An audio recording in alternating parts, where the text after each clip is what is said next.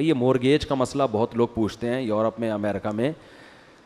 گھر جو ہے نا مورگیج پہ لینا جائز نہیں ہے سودی بینکوں سے, کیونکہ سودی لون ملتا ہے جس پہ آپ کو سود دینا پڑتا ہے. کسی نے اگر لے لیا مورگیج پہ گھر, گناہ کیا, گھر حرام نہیں ہوگا, گھر میں رہنا جائز ہے جس نے لے لیا. اب توبہ استغفار کرے جو سود اسے دینا پڑ رہا ہے. لیکن یہ عمل بہرحال کیا ہے, نہ گھر حرام نہیں ہوگا, گھر کو بیچ کے جو پیسے ملیں گے وہ بھی جائز ہوں گے, لیکن سودی لین دین کرنا حدیث میں اس پہ لعنت آئی ہے, سود لینے والے پر بھی اور سود دینے والے پر بھی. تو شدید مجبوری کے بغیر آپ گھر نہیں لے سکتے. شدید مجبوری کیا ہے؟ شدید مجبوری یہ ہے کہ آپ کے پاس رہائش کا کوئی سرے سے انتظام ہی نہ ہو, رینٹ پر بھی کوئی انتظام نہ ہو رہا ہو آپ کے پاس. اگر آپ کے پاس کرائے کا گھر ہے نا تو شریعت یہ کہتی ہے کہ ذاتی گھر آپ کی ضرورت نہیں ہے, کرائے کا گھر بھی ضرورت پوری کر دیتا ہے آپ کی. تو جو کرائے پہ رہ سکتا ہے اس کے لیے مورگیج پہ لینا جائز نہیں ہے. البتہ اسلامک بینک سے جائز ہے, یا کوئی ایسی کمپنی ہو جو شرکت متناقصہ کی بیس پہ, یعنی وہی طریقہ جو اسلامک بینکوں کا ہوتا ہے, ایسی کوئی کمپنی اگر کوئی کر رہی ہے تو پھر ٹھیک ہے, اس سے آپ کر سکتے ہیں. اور کینیڈا میں تو اسلامک بینک کھل گئے ہیں, سنا ہے UK میں بھی, لیکن اگر کہیں نہیں ہے تو پھر آپ یہ کام نہیں کر سکتے. تو ایسے میں بہتر یہ ہوتا ہے کہ کوئی سیٹھ کو پکڑیں, اس کو بولیں ابے تو مجھے گھر خرید کے قسطوں پہ مہنگا کر کے بیچ دے, جو پروفٹ میں بینک کو دوں گا وہ میں کس کو دے دوں گا؟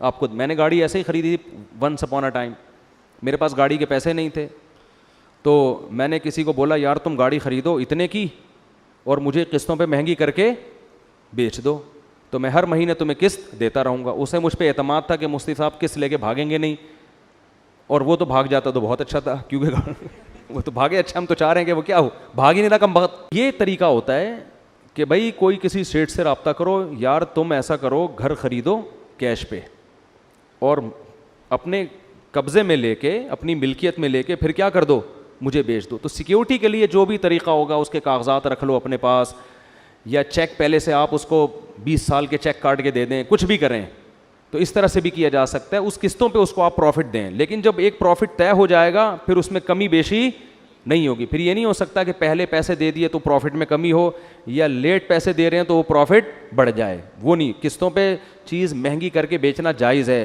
لیکن اس میں شرط یہی ہے کہ اس مجلس میں جو قیمت طے ہو گئی اب اس میں کمی بیشی نہیں ہو سکتی.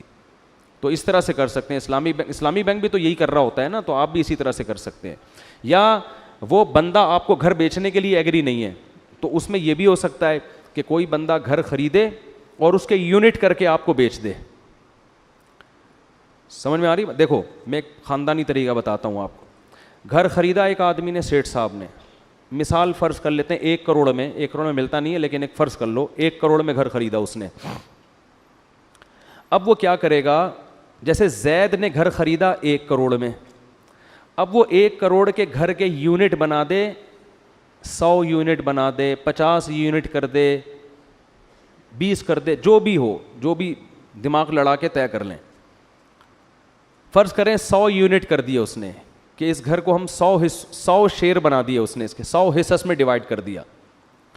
اب وہ کیا کرے گا, وہ کہے گا یہ گھر میرا ہے, اس کے میں نے 100 حصے کر دیے ہیں, آپ اس گھر میں رہیں اور رینٹ بھی دیتے رہیں, اور یونٹ بھی آپ مجھ سے 100 قسطیں کر دی نا, ہر مہینے اتنے پیسے رینٹ میں دیں گے اور اتنے پیسے آپ یونٹ خریدتے رہیں گے. تو جتنے یونٹ خریدتے رہیں گے اس پرسنٹیج کے حساب سے, تناسب سے رینٹ کیا ہوتا چلا جائے گا, کم ہو جائے گا. سمجھ رہے ہو کہ نہیں سمجھ رہے؟ بھائی ابھی کرایہ ہے 50,000, ٹھیک ہے نا, لیکن جب آپ نے 50 یونٹ خرید لیے تو کرایہ کتنا ہو جائے گا, 25,000. تو اب اس میں لیٹ پیمنٹ کا اس کو فائدہ بھی ہو رہا ہے, جتنا دیر سے خریدیں گے انویسٹر کا فائدہ اس میں زیادہ. لیکن یہ طریقہ حلال ہو جائے گا, کیونکہ آپ سود نہیں دے رہے بلکہ آپ اس کو اس کے گھر کا رینٹ دے رہے ہو. اس کو شرکت متناقصہ کہتے ہیں, کہ شرکت آہستہ آہستہ کیا ہو رہی ہے, کم ہو رہی. ابھی 100% اس کا تھا, پھر 1 یونٹ آپ کا, پھر 2, پھر ایک وقت آئے گا کہ 99 یونٹ آپ کے ہو جائیں گے, 1 یونٹ اس کا. تو یہ طریقہ ضروری نہیں کہ اسلامک بینک ہی کرے, عام آدمی بھی کر سکتا ہے, لیکن اس میں ٹوپیاں بہت ہوتی ہیں. اور ٹوپی وہ نہیں کرے گا جو انویسٹر ہے, ٹوپی آپ کرو گے اس کے ساتھ, ٹھیک ہے نا. تو آپ اپنے خاندانی ہونے کے 2-4 اس کو ثبوت دے دو گے تو اس کو آپ پہ اطمینان ہوگا, بھائی یہ بھاگے گا نہیں. یا گھر کی ایسی کی تیسی نہیں کرے گا وغیرہ وغیرہ جو بھی ہے. تو اس بیس پہ گاڑی بھی خریدی جا سکتی ہے اور گھر کا معاملہ بھی کیا جا سکتا ہے. چلو بھائی, یہ کیا ہے, درمیان میں اس کی کھوپڑی گھوم گئی نا تو یہ معاہدہ ختم بھی ہو سکتا ہے پھر, ٹھیک ہے. لیکن عام طور پہ کرتے نہیں ہیں لوگ اس معاہدے کو ختم, پورا کرتے ہیں, کیونکہ وہ کھوپڑی اس کی گھومے گی تو آپ بولو گے اس گھر میں تو اتنے یونٹ میں خرید چکا ہوں, اب تم آج اس معاہدے کو ختم کرتے رہو لیکن 50% تو میرا ہو گیا ہے, ٹھیک ہے نا, 50% کو تو میں مالک آئندہ کے لیے تو ختم کر سکتا ہے وہ ایگریمنٹ, لیکن 50% کے تو آپ مالک بن گئے نا, تو وہ کہاں لے کے جائے گا, وہ پھر بیچ کے آدھے پیسے آپ کو دینے پڑیں گے اس کو.